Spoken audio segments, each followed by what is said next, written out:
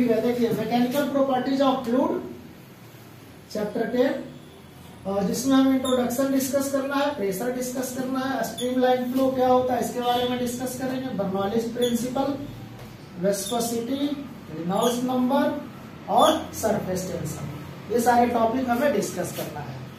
तो अगर इंट्रोडक्शन में देखिए, इंट्रोडक्शन सबसे पहले आपको बोला जाए फ्लूइड्स, फ्लूइड्स किसे कहते हैं?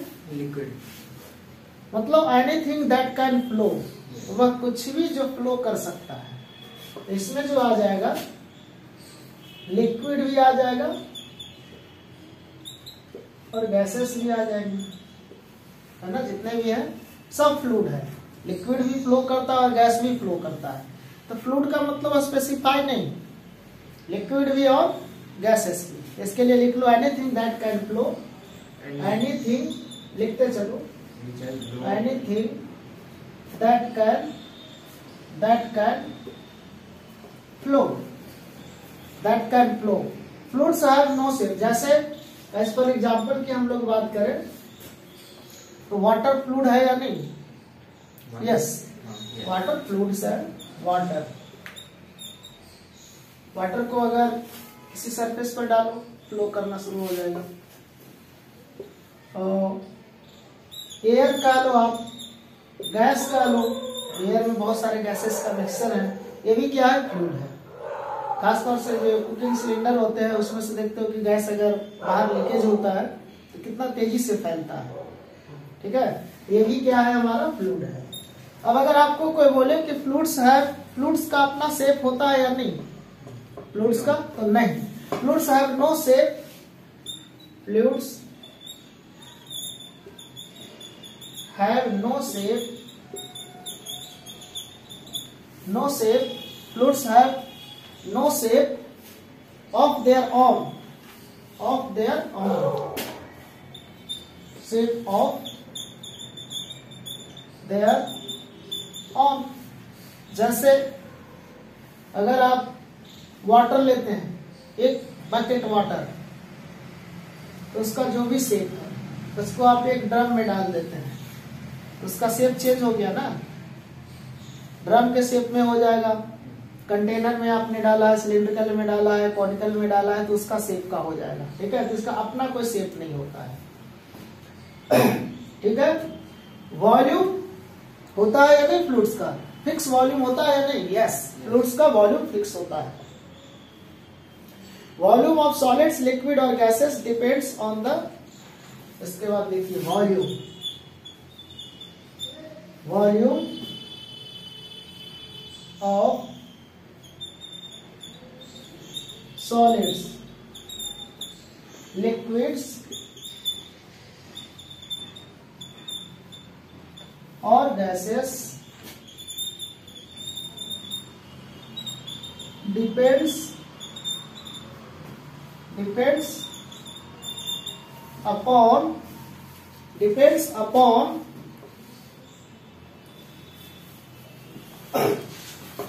या ऑन द स्ट्रेस और pressure acting on it, on the या और depends on the stress,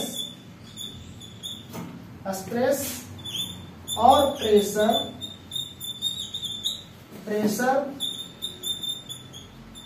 acting on it, ठीक है। स्ट्रेस प्रीवियस चैप्टर में पढ़ना था, थोड़ा सा बता दूंगा। एक्टिंग ऑन इट, अब स्ट्रेस क्या होता है इसके बारे में थोड़ा सा बता देता हूं। स्ट्रेस जो होता है, जैसे कि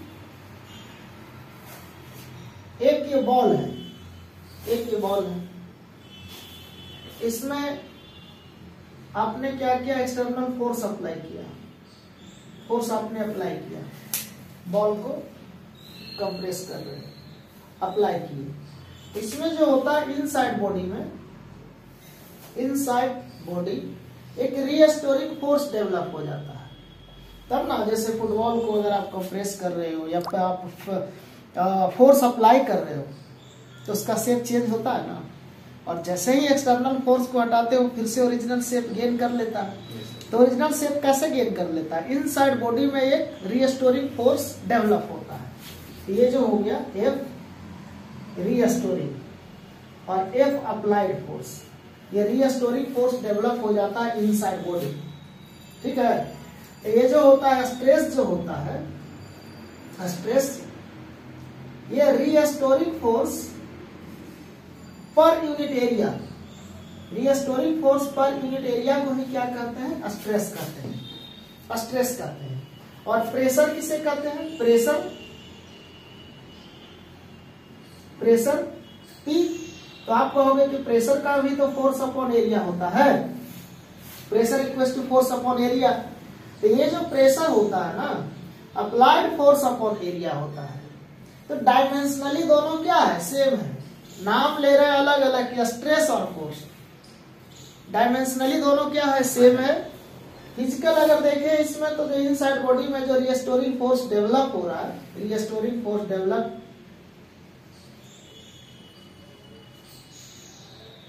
restoring force develop in the body, है ना।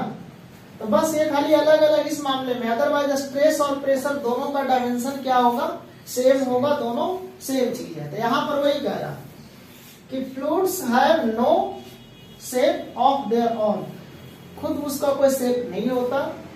वॉल्यूम ऑफ सॉलिड्स, लिक्विड और gases depends on the stress और प्रेशर एक्टिंग ऑन इट। उस पर कितना प्रेशर लग रहा है उसके अकॉर्डिंग उसका वॉल्यूम होगा। जैसे अगर कुकिंग सिलेंडर जो है उसमें अगर आप 8 kg गैस अगर फिल कर रहे हो तो वो 8 kg तो पूरे कंटेनर में फैला हुआ है ना, और उसमें अगर 5 kg और गैस फिल कर रहे हो तो वो भी तो 5 kg उसी के अंदर एडजस्ट हुआ है ना। इसका मतलब 5 kg और उसमें डालने के बाद क्या हो रहा है, उसका जो गैस मॉलिक्यूल का जो स्पेस है, इंटरमॉलिक्यूलर सेपरेशन, वो कम हो रहा है। एडजस्ट तो उतना ही हो रहा है, वॉल्यूम उतना ही है, लेकिन उसका मास क्या हो गया? बढ़ गया। तो उस केस में जो उसका वॉल्यूम किस पर डिपेंड कर रहा है? कितना उस पर स्ट्रेस लग रहा है, कितना प्रेशर अप्लाई कर रहे हैं, उसके अकॉर्डिंग वॉल्यूम डिपेंड कर रहा है। अगर प्रेशर और कम होगा तो छोटे से सिलेंडर वाले से बड़े वाले सिलेंडर में डाल दो तो गैस तो और सिलेंडर में फैल कर ही रहेगा, लेकिन वहां पर उसका प्रेशर क्या हो गया? कम हो गया, तो वहां का वॉल्यूम क्या हो गया? बढ़ गया। तो डिपेंड करता है कि उस पर कितना प्रेशर अप्लाई किया गया है सॉलिड का। तो सॉलिड के केस में क्या है? इस पर आप प्रेशर अप्लाई करेंगे तो कंप्रेसेबल नहीं होता है सॉलिड, न के बराबर। लिक्विड भी बहुत कम कंप्रेस होता है, लेकिन गैस क्या है? बहुत ज्यादा कंप्रेस होता है। सॉलिड के केस में कोई आयरन का ब्लॉक है, उस पर आप फोर्स या प्रेशर अप्लाई कीजिए, उसका शेप और साइज चेंज नहीं होगा, मतलब वो कंप्रेस नहीं होगा। और स्पंजी अगर होगा तो उसमें होगा कंप्रेशन।